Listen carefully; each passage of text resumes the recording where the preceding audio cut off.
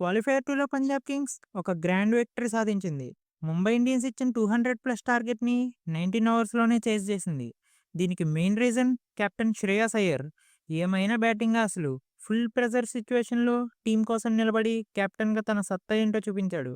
Pure డామినెన్స్‌తో Mumbai బౌలర్లకి చుక్కలు చూపించాడు. బుమ్రా వేసిన పర్ఫెక్ట్ యార్కర్ బాల్స్‌ని కూడా బౌండరీలు కొట్టాడు. కేవలం 41 బాల్స్‌లోనే 87 రన్స్ కొట్టాడు.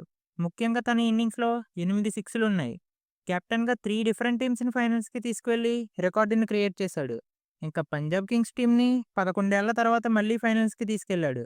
లాస్ట్ సీజన్‌లో కూడా కేకేఆర్ టీమ్‌కి కెప్టెన్‌గా ట్రోఫీని అందించాడు. ఇంకా 2020లో కూడా ఢిల్లీ క్యాపిటల్స్ టీమ్‌ని ఫైనల్‌కి తీసుకువెళ్ళాడు. ఇంకా ఫైనల్‌లో ఆర్‌సీబీ టీమ్ పీబీకేఎస్‌తో తలపడబోతుంది. సో, ఈ సీజన్‌లో ఏదో ఒక టీమ్ వాళ్ళ ఫస్ట్ ట్రోఫీని అందుకోబోతున్నారు. Thank you for watching. Please subscribe.